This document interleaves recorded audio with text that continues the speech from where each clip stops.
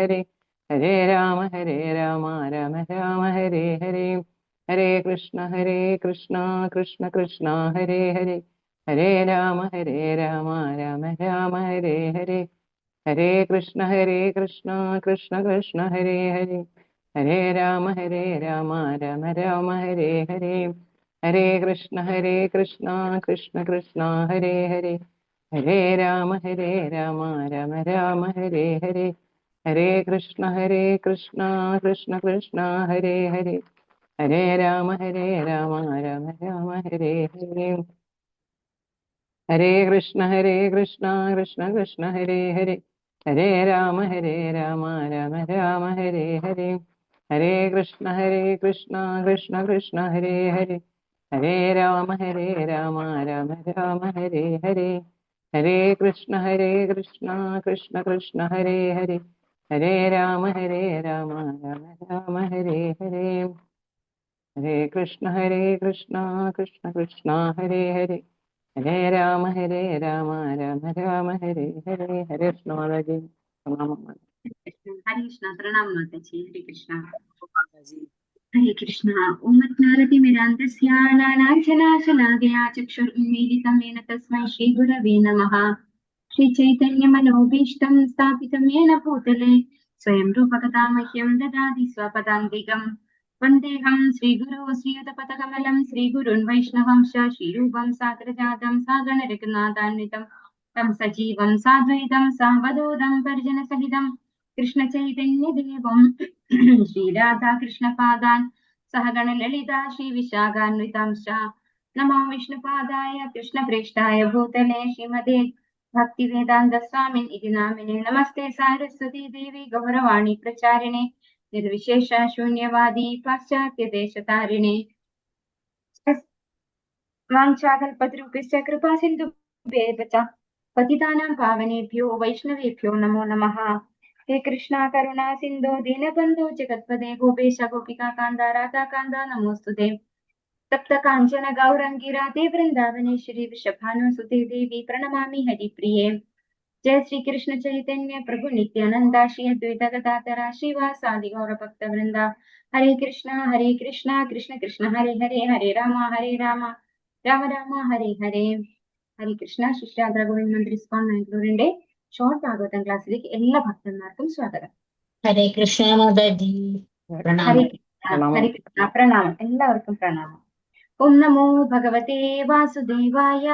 ഓം നമോ ഭഗവതേ വാസുദേവായ. ഓം നമോ ഭഗവതേ വാസുദേവായ. നിഗമകൽപതരോർജനിതം ഫലം ശുതമുഖാദമൃതദ്രവ സംയുതം പിബത ഭാഗവതം രസമാലയം മുഹുരഹുരസികാ ഭുവി ഭാവുകാഃ. നാരായണം നമസ്കൃത്യ നരം ചൈവ നരോത്തമം ദേവീം സരസ്വതീം വ്യാസം തതോ മുദിരയേത്. ദുഷ്ടപ്രായേഷു ഭദ്രേഷു നിത്യം ഭാഗവത സേവയാ ഭഗവത്യുത്തമ ശ്ലോകേ ഭക്തിർഭവതി നൈഷ്ഠികീം.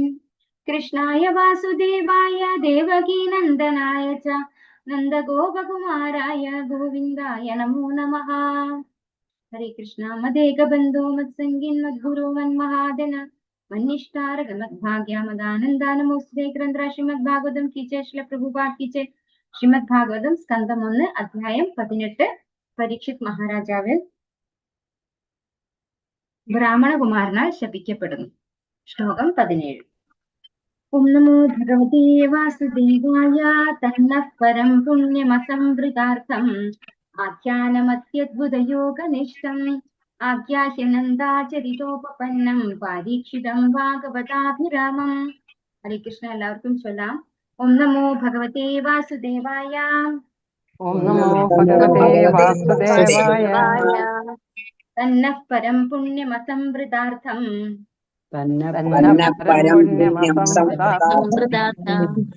ആഖ്യാനമത്യദ്ഭുതയോഗനിഷ്ഠം ആഖ്യാഹ്യനന്ദാചരിതോപപന്നം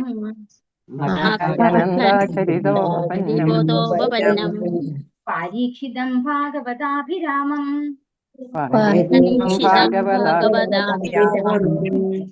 ഹരേ കൃഷ്ണ. തത് ആകയാൽ നമുക്ക് പരമ പുണ്യം പുണ്യം അസംവൃത അർത്ഥം യഥാരൂപം ആഖ്യാനം ആഖ്യാനം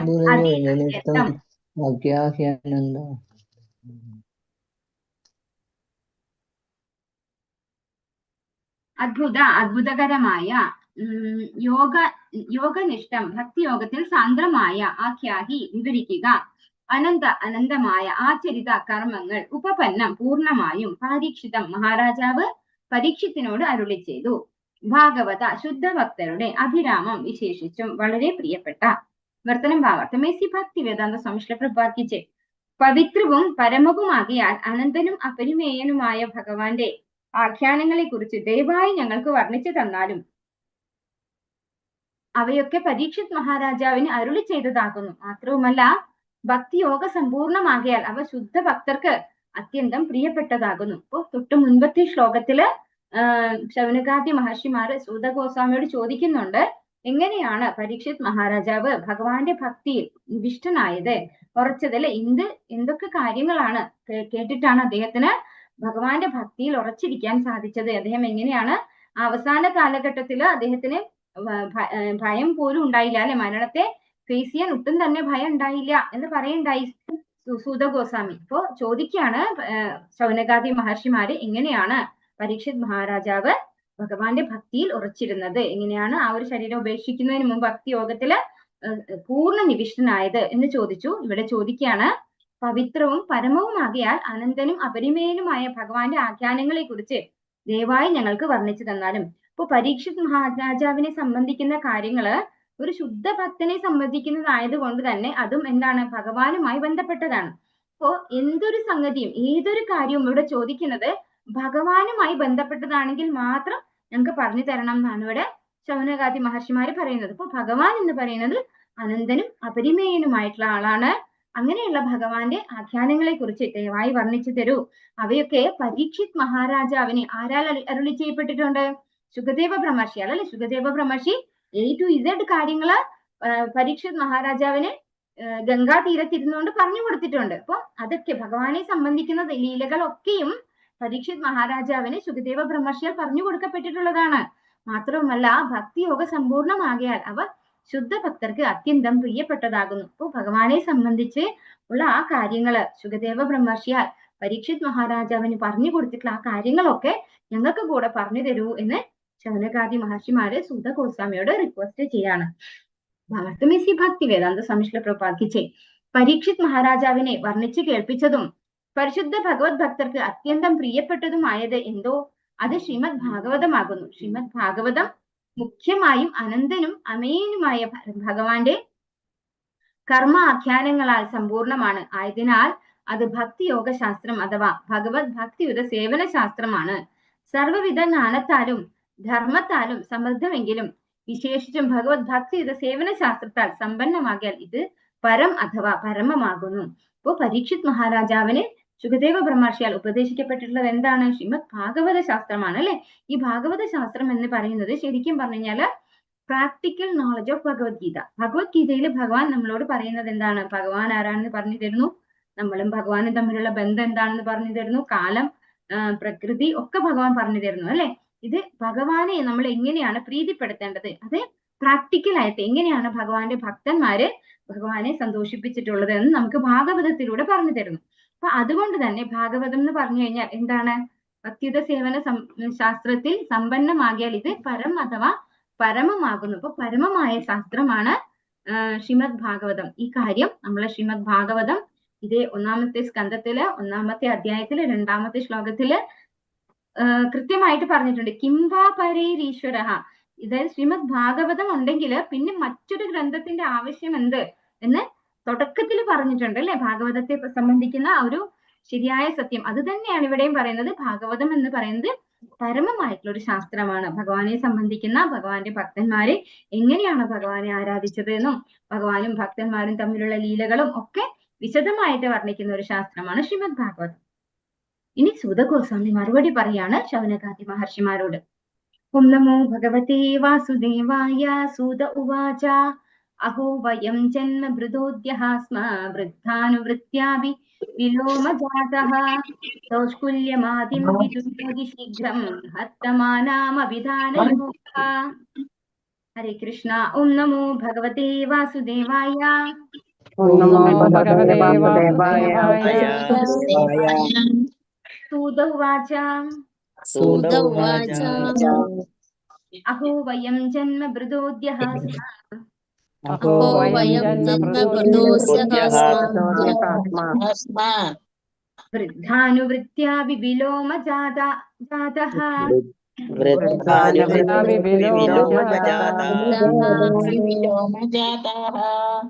ദൗഷ്കുല്യമാദിം വിദുനോതി ശീഘ്രം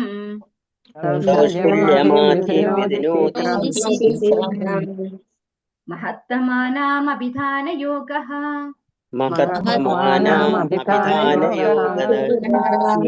ഹരേ കൃഷ്ണ. ഹരേ കൃഷ്ണ.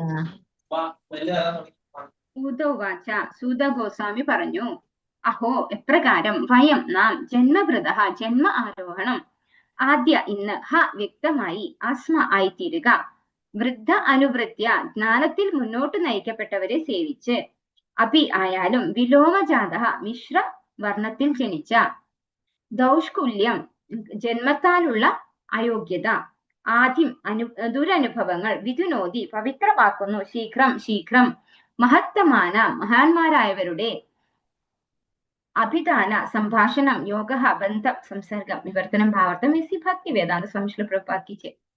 ശ്രീ സുത ഗോസ്വാമി പറഞ്ഞു, അല്ലയോ ഈശ്വര, ഞങ്ങൾ മിശ്രജാതരെങ്കിലും വിജ്ഞാന ശ്രേഷ്ഠരെ സേവിച്ചും അനുവർത്തിച്ചും ജന്മത്താൽ ഞങ്ങൾക്ക് അനുവദിച്ചു നൽകപ്പെട്ട അവകാശത്തിൽ വീണ്ടും സ്ഥാനക്കയറ്റം ലഭിച്ചു. അത്തരം ശ്രേഷ്ഠാത്മാക്കളുമായി സംഭാഷണത്തിൽ ഏർപ്പെടാൻ പോലും അധമ ജന്മപരമായ സർവ്വ അയോഗ്യതകളിൽ നിന്നും ഒരുവൻ താമസം വിനാ സ്വയം പവിത്രനാകുന്നു. അപ്പോ സൂത ഗോസ്വാമി മറുപടി പറയാണ് ശൗനകാദി മഹർഷിമാരോട്, അല്ലെ, അല്ലയോ ഈശ്വര, ഈശ്വര വിളിക്കുന്നത് ഭഗവാനെയാണ്, അല്ലെ. നമ്മള് ആ ഒരു എന്താ പറയാ, ഒരാള് നമ്മളോട് ഭാഗവതം പറഞ്ഞു തരൂ എന്ന് പറയുമ്പോ അദ്ദേഹം ഏത് സ്ഥാനത്താണ് ഇരിക്കുന്നത്? വ്യാസാസനത്തിലാണ് ഇരിക്കുന്നത്, അല്ലെ. ഭഗവാനോട് അതിന് നന്ദി പറയാണ്. അല്ലയോ ഈശ്വര, ഞങ്ങൾ മിശ്രജാതരെങ്കിലും വിജ്ഞാന ശ്രേഷ്ഠരെ സേവിച്ചും, അതായത് ഭക്തന്മാരെ സേവിച്ചും അനുവർത്തിച്ചും ജന്മത്താൽ ഞങ്ങൾക്ക് അനുവദിച്ചു നൽകപ്പെട്ട അവകാശത്തിൽ വീണ്ടും സ്ഥാനക്കയറ്റം ലഭിച്ചു. ജന്മം കൊണ്ട് ബ്രാഹ്മണനല്ല ആര്? സൂത ഗോസ്വാമി, അല്ലെ.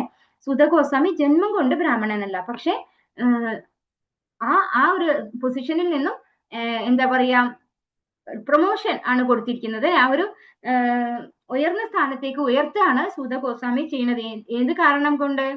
വിജ്ഞാന ശ്രേഷ്ഠരെ സേവിച്ചും അനുവർത്തിച്ചും ആ രണ്ട് കാര്യങ്ങൾ ചെയ്തത് കൊണ്ടാണ് അതിൽ നിന്ന് പ്രോഗ്രസ് ചെയ്യാൻ പറ്റിയത്. ആ അനുവദിച്ച് നൽകപ്പെട്ട അവകാശത്തിൽ വീണ്ടും സ്ഥാനക്കയറ്റം ലഭിച്ചു എന്നാണ് ഇവിടെ പറയുന്നത്. അപ്പോൾ ഒരു ഉയർന്ന ഭക്തന്റെ സ്ഥാനത്തേക്ക് ഉയരാൻ ആർക്ക് പറ്റിയിട്ടുണ്ട്? സുത ഗോസ്വാമിക്ക് പറ്റിയിട്ടുണ്ട്. അതുകൊണ്ടാണ് അവിടെ ആചാര്യനായിട്ട് ആയിരക്കണക്കിന് ഋഷിവര്യന്മാരുടെ മുന്നിൽ ഇരിക്കുന്നത്. അത്തരം ശ്രേഷ്ഠ ആത്മാക്കളുമായി സംഭാഷണത്തിൽ ഏർപ്പെടാൻ പോലും അധമ ജന്മപരമായ സർവ്വ അയോഗ്യതകളിൽ നിന്നും ഒരുവൻ താമസം വിനാ സ്വയം പവിത്രനാകുന്നു. അപ്പൊ ശുദ്ധ ഭക്തന്മാരുമായിട്ട് സംസർഗത്തിലേറി അത്തരത്തിലുള്ള ശുദ്ധ ഭക്തന്മാരുമായിട്ട് എന്താണ് സംഭാഷണത്തിൽ ഏർപ്പെടാനൊക്കെ സാധിക്കുന്നത് എന്തുകൊണ്ടാണ്? ശരിക്കും പവിത്രീകരിക്കപ്പെടുന്നത് കൊണ്ടാണ്, അല്ലെ. ജന്മം കൊണ്ട് എല്ലാവരും ജന്മന ജായതേ ശൂദ്രഹ എന്നാണ് പറയുന്നത്, എല്ലാവരും ശൂദ്രനാണ്. പിന്നെ ദീക്ഷ ലഭിക്കുമ്പോഴാണ് നമ്മൾ ആ ഒരു ക്വാളിറ്റിയിലേക്ക് ഉയരുന്നത്. അപ്പോ സൂത ഗോസ്വാമി പറയാണ്, ജന്മം കൊണ്ട് എനിക്ക് യോഗ്യതകളൊന്നും ഇല്ലെങ്കിലും ഞാൻ ഇത്തരത്തിലുള്ള ആചാര്യന്മാരുമായിട്ട് സംഭാഷണത്തിൽ ഏർപ്പെട്ടും അവരുമായിട്ട് ദാനം സ്വീകരിക്കാൻ പറ്റിയത് കൊണ്ടും ഭഗവാനോട് നന്ദി പറയാണ്, അല്ലെ. ആ ഒരു സ്ഥാനം കിട്ടിയതിനും ഭഗവാനോടും നന്ദി പറയാണ്. അങ്ങനെ ജന്മം കൊണ്ട് എന്താ പറയാ, യോഗ്യരല്ലാത്തവരാണെങ്കിൽ പോലും അവർക്ക് കർമ്മം കൊണ്ട് യോഗ്യരായിട്ട് മാറാൻ സാധിക്കും. ഇവിടെ നമുക്ക് വ്യക്തമാക്കി തരുന്നുണ്ട് ഭാഗവതത്തില്. നമ്മള് ഭഗവത്ഗീതയിലും പഠിച്ചു, അല്ലെ. ഭഗവാൻ 4 വർണ്ണങ്ങൾ സൃഷ്ടിച്ചിട്ടുള്ളത് ഒരിക്കലും ജന്മം കൊണ്ടല്ല, ഒരു ഗുണകർമ്മ വിപാകശഃ എന്നാണ് പറഞ്ഞിരിക്കുന്നത്. അത് തന്നെയാണ് ഈ ഒരു ശ്ലോകത്തിലൂടെ നമുക്ക് മനസ്സിലാക്കി തരുന്നത്. ഭാവാർത്ഥം ഇസി ഭക്തി വേദാന്ത സ്വാമി ശ്രീ പ്രഭുപാദ് കി ജയ്. സൂത ഗോസ്വാമി ബ്രാഹ്മണ കുലത്തിലല്ല ജാതനായത്. അദ്ദേഹം ഒരു മിശ്രകുലത്തിലാണ്, അഥവാ അപരിഷ്കൃതമായ താഴ്ന്ന കുലത്തിലാണ് ജനിച്ചത്. എന്നാൽ ശ്രീ ശുകദേവ ഗോസ്വാമിയുടെയും നൈമിഷാരണ്യത്തിലെ ശ്രേഷ്ഠ ഋഷിവര്യരെ പോലെയുള്ളവരുടെയും ഉത്കൃഷ്ടമായ സംസർഗം നിമിത്തം അദ്ദേഹത്തിന്റെ അധമ ജന്മത്താലുള്ള അയോഗ്യതകൾ തീർച്ചയായും തീർത്തും ദൂരീകരിക്കപ്പെട്ടു. ഇപ്പോ ശുകദേവ ബ്രഹ്മർഷിയുടെ ശിഷ്യനായിട്ടാണ് ഭാഗവതം ശ്രവണം നടത്തിയിട്ടുള്ളത് സൂത ഗോസ്വാമി അല്ലെ. അത്തരത്തിലുള്ള ഒരു മഹാനായ ഒരു ആചാര്യന്റെ ദീക്ഷ ലഭിച്ചിട്ടുള്ളത് കൊണ്ട് തന്നെ അദ്ദേഹം ഉയർന്ന ഒരു വൈഷ്ണവനായിട്ട് മാറിയിട്ടുണ്ട്. അപ്പോൾ അദ്ദേഹത്തിന്റെ എല്ലാ യോഗ്യതകളും ഇല്ലാതെയാക്കപ്പെട്ടു. വേദ ആചരണങ്ങൾക്ക് അനുസരണമായി ശ്രീ ചൈതന്യ മഹാപ്രഭു ഈ തത്വത്തെ അനുവർത്തിച്ച് അദ്ദേഹത്തിന്റെ അതീന്ദ്രിയ സംസർഗത്താൽ അനേകം അധമ കുലജാതരെ അഥവാ ജന്മത്താലും കർമ്മത്താലും അയോഗ്യരായ അസംഖ്യം പേരെ ഭക്തിയുത സേവന പദവിയിലേക്ക് ഉയർത്തുകയും ആചാര്യരുടെ അഥവാ പ്രാമാണികരുടെ സ്ഥാനത്ത് അവരെ അവരോധിക്കുകയും ചെയ്തു. അപ്പൊ ഇതേ കാര്യം ചൈതന്യ മഹാപ്രഭുവും ചെയ്തിട്ടുണ്ടല്ലോ. ഒരുപാട് പേരെ അതീന്ദ്രിയ സംസർഗം കൊണ്ട് അവരെ ഉയർന്ന പദവിയിലേക്ക് ഉയർത്തിയിട്ടുണ്ട്. നമുക്കറിയാം രൂപഗോസ്വാമി, ജീവഗോസ്വാമി, രൂപഗോസ്വാമിയും സനാതന ഗോസ്വാമിയും ബ്രാഹ്മണരായിട്ടാണ് ഒരു നാട്ടുരാജാവിന്റെ മന്ത്രിയായിട്ടിരുന്നത് അല്ലെ. എനിക്ക് ആ വഹാബ് എന്ന് മാത്രമേ ഓർമ്മ വരുന്നുള്ളൂ, പേര് ഓർമ്മ വരുന്നില്ല. അപ്പൊ അദ്ദേഹത്തിന്റെ മന്ത്രിമാരായിട്ടിരുന്നപ്പോ മുസ്ലിം ആയിട്ട് കമ്മ്യൂണിറ്റിയിലേക്ക് കൺവേർട്ട് ചെയ്തിട്ടുണ്ടായിരുന്നു. അവർ ജന്മം കൊണ്ട് സാരസ്വത ബ്രാഹ്മണരായിരുന്നു, പക്ഷെ അവരെ മുസ്ലിം ആക്കി കൺവേർട്ട് ചെയ്തിട്ടാണ് മന്ത്രി പദവിയിൽ ഇരുത്തിയത്. പക്ഷെ അതൊന്നും ഗൗനിച്ചല്ല ചൈതന്യ മഹാപ്രഭു അവർക്ക് രൂപഗോസ്വാമി, സനാതന ഗോസ്വാമിയുള്ള ഗോസ്വാമിമാരുടെ തലത്തിലേക്ക് ഉയർത്തിയത് ചൈതന്യ മഹാപ്രഭു ആണ്. അതുപോലെ തന്നെ നമുക്ക് എല്ലാവർക്കും അറിയാം നാമാചാര്യ ഹരിദാസ് ഠാക്കൂർ ജനിച്ചത് ഒരു അധമ കുലത്തിലാണ്, മുസ്ലിം കമ്മ്യൂണിറ്റിയിലാണ് ജനിച്ചത്. ബ്രഹ്മാവിന്റെ തന്നെ അവതാരമാണെന്നാണ് പറയുന്നത്. ഹരിദാസ് ഠാക്കൂർ നാമാചാര്യനായിട്ട് ഉയർത്തിയത് ചൈതന്യ മഹാപ്രഭു ആണ്. അപ്പൊ ഇവരെയൊക്കെ അധമ കുലത്തിലാണെങ്കിലും ഉയർന്ന പദവിയിലേക്ക് ഉയർത്തിയിട്ടുണ്ടാര് ചൈതന്യ മഹാപ്രഭു. ഏതിന്റെ ബേസിലാണ്? അവരുടെ ഭക്തിയുത സേവനത്തിന്റെ ബേസിലാണ് ആ ഒരു സ്ഥാനം അവർക്ക് കൊടുത്തത്. ഏതൊരു വ്യക്തിയെയും ജന്മം കൊണ്ട് അവൻ ബ്രാഹ്മണനോ ശൂദ്രനോ അല്ലെങ്കിൽ സമൂഹത്തിന്റെ വർണ്ണ ആശ്രമ വ്യവസ്ഥയിൽ ഗൃഹസ്ഥാശ്രമിയോ ഭിക്ഷാന്തേഹിയോ ആര് തന്നെ ആയാലും എന്ത് തന്നെ ആയാലും അവൻ ശ്രീകൃഷ്ണ ശാസ്ത്രത്തിൽ സുജ്ഞാതനെങ്കിൽ അവനെ ആചാര്യനായി അഥവാ ഗുരുവായി ആത്മീയാചാര്യനായി സ്വീകരിക്കാവുന്നതാണെന്ന് അദ്ദേഹം വ്യക്തമായി പ്രസ്താവിച്ചിരിക്കുന്നു. അപ്പോ പറയാണ്, നമ്മള് ബ്രാഹ്മണരായിക്കോട്ടെ, സന്യാസി ആയിക്കോട്ടെ, ഗൃഹസ്ഥനായിക്കോട്ടെ, എന്ത് തന്നെ ആയാലും ആ വ്യക്തി ഭഗവാനെ സംബന്ധിക്കുന്ന ശാസ്ത്രത്തിൽ, ശ്രീകൃഷ്ണ ഭഗവാനെ സംബന്ധിക്കുന്ന ശാസ്ത്രത്തിൽ നിപുണനാണെങ്കിൽ ആ വ്യക്തിയെ ഗുരുവായി അംഗീകരിക്കാം എന്നാണ് പറയുന്നത്. ശ്രേഷ്ഠരായ ഋഷിവര്യന്മാരും പ്രാമാണികരുമായ ശ്രീ ശുകദേവ ഗോസ്വാമിയെയും വ്യാസദേവനെയും പോലുള്ള മഹത് വ്യക്തികളിൽ നിന്നാണ് ശ്രീ സുത ഗോസ്വാമി ശ്രീകൃഷ്ണ ശാസ്ത്രം അഭ്യസിച്ചത്. ആകയാൽ ശ്രീമദ് ഭാഗവത രൂപത്തിൽ ശ്രീകൃഷ്ണ ശാസ്ത്രം അദ്ദേഹത്തിൽ നിന്നും ശ്രവിക്കാൻ നൈമിഷാരണ്യത്തിലെ ഋഷിമാർ പോലും വ്യഗ്രതയോടെ ആഗ്രഹിക്കത്തക്ക വിധം യോഗ്യതയുള്ള ശ്രേഷ്ഠനായിരുന്നു അദ്ദേഹം, സുത ഗോസ്വാമി. ആകയാൽ അദ്ദേഹത്തിന് ശ്രേഷ്ഠാത്മാക്കളുടെ ഇരട്ട സംസർഗം ശ്രവണത്തിലൂടെയും പ്രഭാഷണത്തിലൂടെയും അനുഭവപ്പെട്ടിരുന്നു. അതീന്ദ്രിയ ശാസ്ത്രം അഥവാ ശ്രീകൃഷ്ണ ശാസ്ത്രം പ്രാമാണികരിൽ നിന്നും അഥവാ ആധികാരികമായ കേന്ദ്രങ്ങളിൽ നിന്നും അഭ്യസിക്കേണ്ടതാകുന്നു. മാത്രവുമല്ല, ഒരുവൻ ധർമ്മോപദേശങ്ങൾ ശ്രീകൃഷ്ണ ശാസ്ത്രം അഥവാ ശ്രീമദ് ഭാഗവതം പ്രഭാഷിക്കുമ്പോൾ അവൻ വീണ്ടും അധികതരമായ സ്ഥാനത്തേക്കും പദവിക്കും അർഹനായി തീരുന്നു. അപ്പോ സൂത ഗോസ്വാമിയെ കുറിച്ചാണ് ഇവിടെ പറയുന്നത്. സൂത ഗോസ്വാമി ശ്രീമദ് ഭാഗവതം വ്യാസദേവനിൽ നിന്നും ശുകദേവ ബ്രഹ്മർഷിയിൽ നിന്നുമാണ് സ്വീകരിച്ചിട്ടുള്ളത്. അവര് രണ്ടുപേരും ഏത് ബ്രഹ്മ മധ്വ ഗൗഡീയ പരമ്പരയിലൂടെ വന്നിട്ടുള്ള ആചാര്യന്മാരാണ്.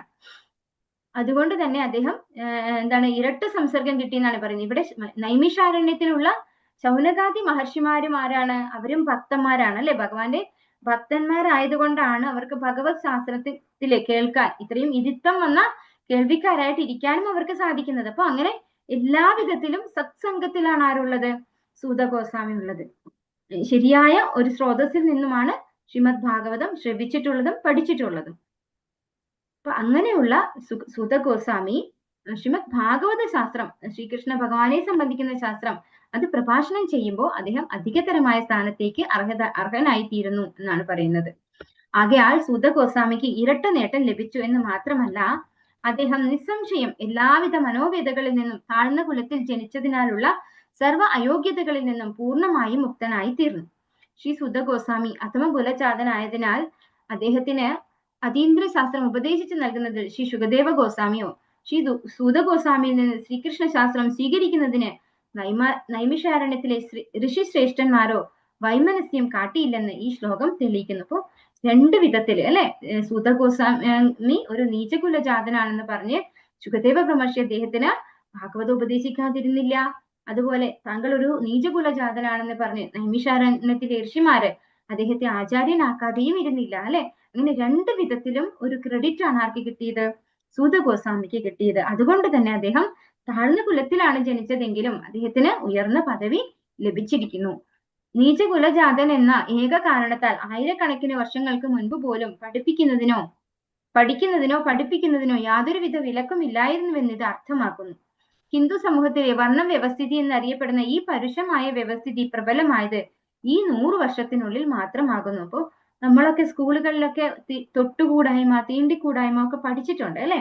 അപ്പൊ ഈ പറഞ്ഞ തൊട്ടുകൂടായ്മയും തീണ്ടിക്കൂടായ്മയും ഈ പണ്ട് കാലത്ത് ഉണ്ടായിരുന്നില്ല എന്നുള്ളതാണ് ഇവിടെ നമുക്ക് മനസ്സിലാവുന്നത് അല്ലെ. സൂത ഗോസ്വാമി ഈ ശാസ്ത്രം പഠിക്കുന്നത് എപ്പോഴാണ്?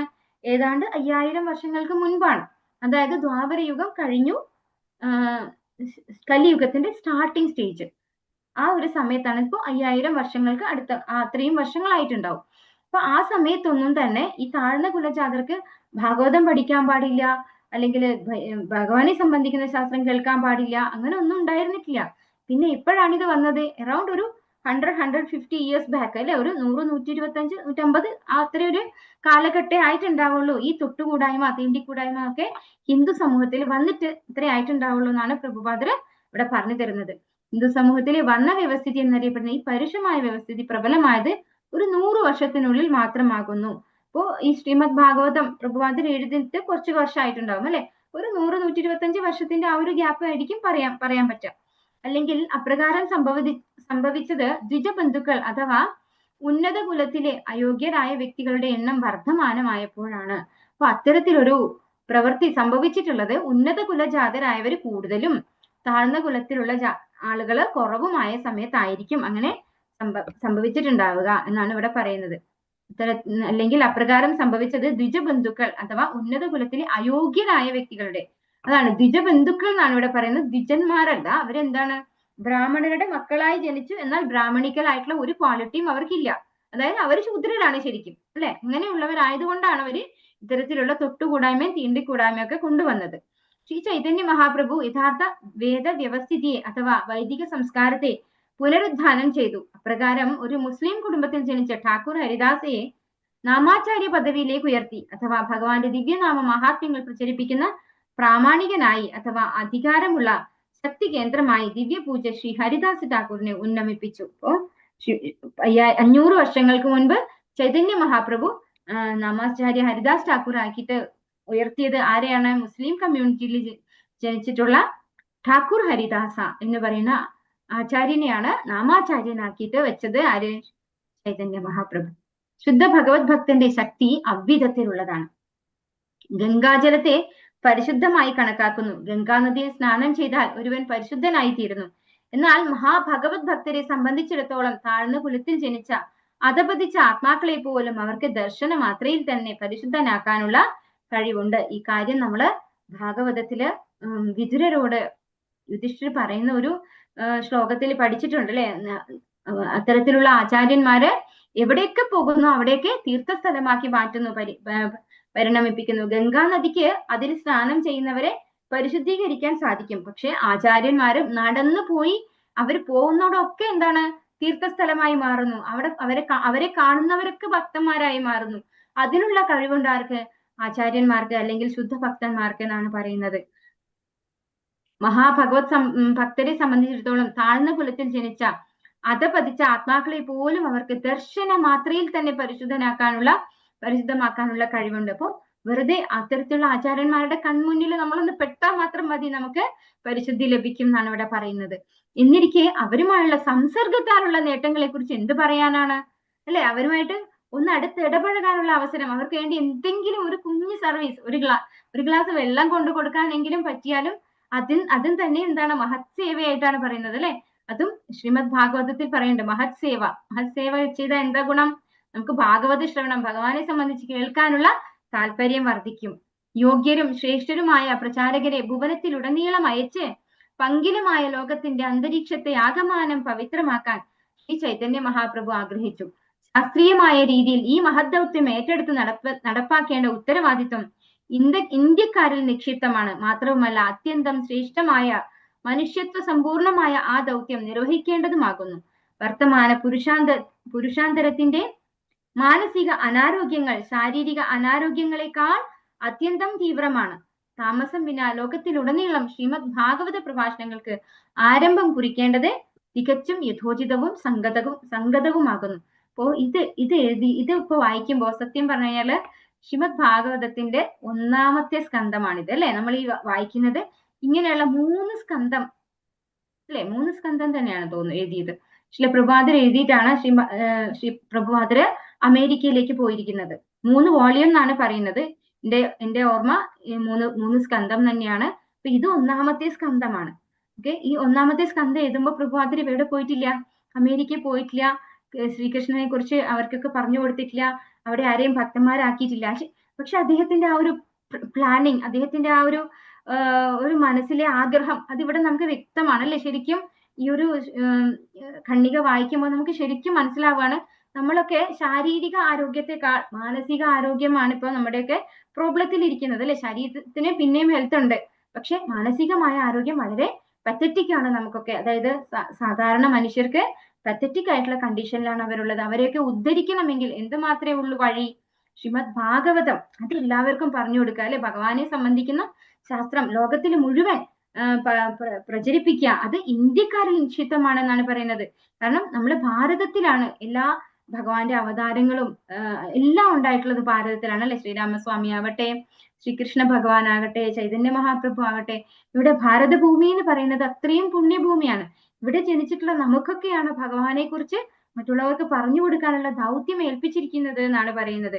അപ്പോ ഇവിടെ കൃത്യമായിട്ട് എഴുതിയിരിക്കുന്ന എന്താണ്? താമസം വിന ലോകത്തിലുടനീളം ശ്രീമദ് ഭാഗവത പ്രഭാഷണങ്ങൾക്ക് ആരംഭം കുറിക്കേണ്ടത് തികച്ചും യഥോചിതവും സംഗതവുമാകുന്നു. അപ്പോ പ്രഭാതർ അവിടെ പ്ലാൻ ചെയ്യുവാണ് അല്ലെ.